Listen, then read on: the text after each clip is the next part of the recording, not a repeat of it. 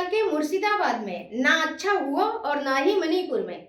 बस फर्क ये है कि पश्चिम बंगाल में बीजेपी की सरकार नहीं है और मणिपुर में बीजेपी की सरकार है। जहां जहां बीजेपी की सरकार है वहां वहां कोई धरना प्रदर्शन और कोई बात नहीं होती, चाहे जितनी बड़ी घटना क्यों ना हो जाए। लेकिन अगर बीजेपी शासित राज्य के अलावा अगर किसी भी राज्य में घटना हो जाए तो सारी नेता नगरी उमड़ पड़ती है। साहब, ये किसी का भला करना नहीं, अपनी पार्टी की नाकामयाबी को छिपाना है। नमस्कार, खबर ले रहे के राजनीति रस राय शो में आप सबका बहुत बहुत स्वागत है। मैं हूँ मीरा देवी, इस शो की होस्ट और आप सबकी दोस्त। ऐसा कहकर मैं ये नहीं कह रही हूँ कि जो पश्चिम बंगाल में हुआ वहां की सरकार जिम्मेदार और जवाबदेह नहीं है। उतना ही बड़ा सवाल ममता बनर्जी सरकार से है जितना बड़ा सवाल मणिपुर घटना के समय बीजेपी नेताओं से सवाल किए गए थे। कुल मिलाकर पार्टी और नेता चाहे जो भी आ जाएं, सब अपनी राजनीति को चमकाने में लगे रहते हैं।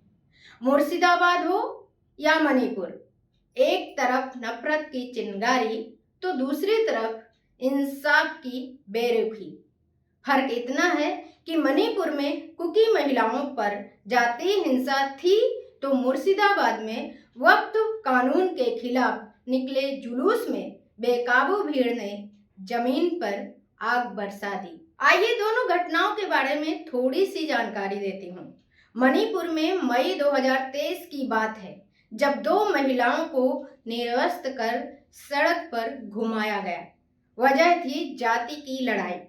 महीनों तक वीडियो दबा रहा और फिर जुलाई महीने में वायरल हुआ और पूरे देश में उबाल आ गया। केंद्र की चुप्पी और राज्य की नाकामयाबी पर सवाल उठे। भाजपा की सरकार थी मगर जवाबदेही नदारद थी, जैसे कुछ दिन के लिए कोमा में चले गए हों। इस मामले में सुप्रीम कोर्ट ने खुद संज्ञान लिया, तब कहीं जाकर कार्यवाही में तेजी लाई गई। अब देखिए, मुर्शिदाबाद में 11 अप्रैल 2025 को वक्फ संशोधन कानून के खिलाफ धुलियाल मोड़ पर विरोध का ऐलान हुआ।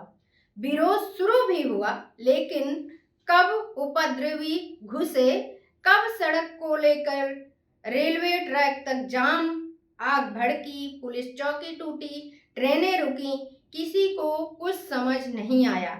यह सब उस इलाके में हुआ जो बांग्लादेश की सीमा से चंद किलोमीटर की दूरी पर है।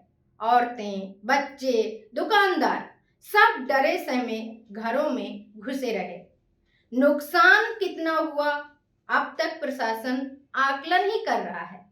जिस मुद्दे पर लोकतांत्रिक विरोध होना था वहां अफरा तफरी और हिंसा की झोंक में हर आवाज दब गई।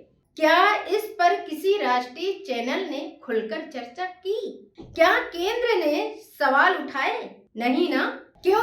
क्योंकि यहाँ बीजेपी की सरकार नहीं थी, इसलिए ममता सरकार से सवाल हुए मगर वो जोर नहीं पकड़ा जो मणिपुर पर महीनों बाद वायरल वीडियो ने दिलाया।